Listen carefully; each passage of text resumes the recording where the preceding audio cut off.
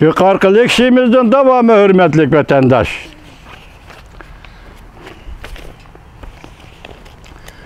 Bugünkü islağa 2020 yıl 7. ayının 24. günü. Hepteki cüme. Yukarı leksiyanın devamı. Prezident Trump enek kılıp bunda körsetti. Bizden bir stratejilik siyasetimiz buluş gerek. Bu siyaset bilen Amerika'nın iktisadını ve Amerika'nın turmuş şeklini qoğduşumuz gerek. Erkin dünya Cungo bu zoruvan siyasi hakimiyetinin üstüden çok galba kılış gerek. Ben hazır güya degedek Prezident Nixon'un siyasi miraslarını buzuvitişki ciddi aldıraştım buran. Menen enek bildirip koyğum kilovatıda. O kılgan eş, Nixon şu vaqtda kılgan eş. Şu vaqtda Amerika xalqiga foydalıq deb hesaplagan işni qildi. Belki o Prezident Nixon şu çağda to'g'ri qilgandir. Prezident Nixon Jungo'nun nima qalbilik açıqçıdır. Prezident Nixon Jungo'nun yolunu qalbilik açıqçıdır. Hem soğuk münasebetler urushi davrinin batır jangchisi. Belki Jungo xalqi yaxshi ko'radigan bir prezidentdir. Men o'ylayman, biz ham shundoq to'liq muqimlashtirishga bo'ldigan bir taraf shuki, uning yoki Prezident Nixonning Jungoni to'niganligi intayin muhim edi. Sal qaramasligimiz kerak. Şu vaqtda Jungo o'ziga majburlagan kommunistik diktatori bilan bek ojizlashib ketgan bir ahvolda turadi. 1967 yılı Nixon diplomatiya işleri jurnalida e'lon qilgan maqolasida kelgusi stratejilik siyasetini tushuntirib bergan. Bu sözde Prezident Nixon o'zi shundoq degan edi. U mundaq degan edi. Uzundan qaraganda biz Jungo'ning xalqaro oilaning sirtida qilishini hargiz qabul qila olmaymiz. Jungo cho'qim o'zgarishi kerak. Jungo o'zgarmasa dunyo bexatar bo'la olmaydi. Shunlashqa biz voqealarga ta'sir ko'rsatadigan doira ichida bizning nishonimiz Jungoni o'zgarishga yetaklash bo'lishi kerak. Bu shu vaqtda yozilgan maqolaning halqiliq so'z iborasi Jungoni o'zgarishga yetaklashimiz kerak.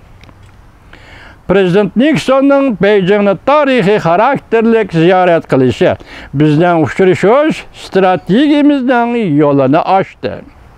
O texmi erkin, texmi bexatar dunyoga ulug'vorlik bilan izlangan edi. O Jungo Kompartiyasining birga va'dasiga berilgan javob bo'lishni umid qiladi. Vaqtning o'tishiga ergishib Amerikada siyaset belgiligichilar borgan sari paraz qilishga boshladi-ki, Jungo o'zgarib, gullanishga ergishib, u davlat echib etilgan bo'ladi. Davlatning ichida texmi erkinlashtirgan bo'ladi. Tashqari dunyoga undaq tahdid paydo qilmaydigan, aksicha texmi do'stona davlat bo'lishi kerak edi. Men cho'qim muqimlashtira olmaymanki, barliq narsalar aniq holda mushundoq bo'lishdan saqlanib qola olmaydi.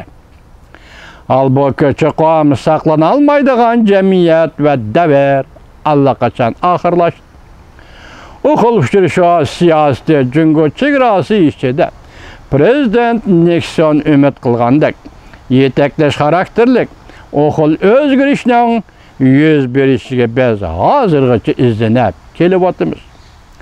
Paket şu bo'ldiki bizning siyasetimiz ve başka erken devletlerinin siyaseti Jungo'ning mag'lub bo'lgan iqtisodini gullandirdi.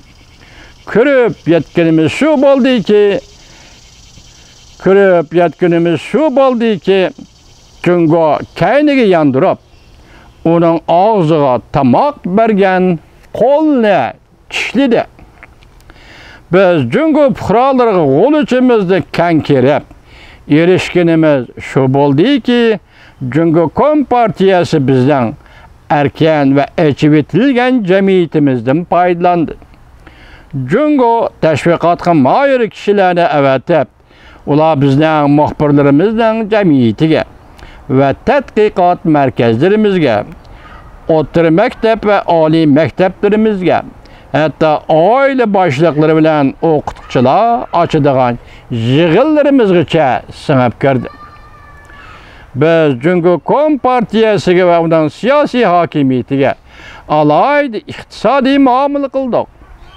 Ko'rganimiz shu bo'ldiki, Jungo Kompartiyasi kishilik huquqni dafsanda qilish masalasida bizning sukutda turishimizni qattiq talab qilishda chong turdi. Bu talablarni G'arb dunyosi shirkatlarining Jungoga kirishiga to'laydigan badal o'rniga qo'ydi. Davomini anglaysiz, hurmatli vatandosh.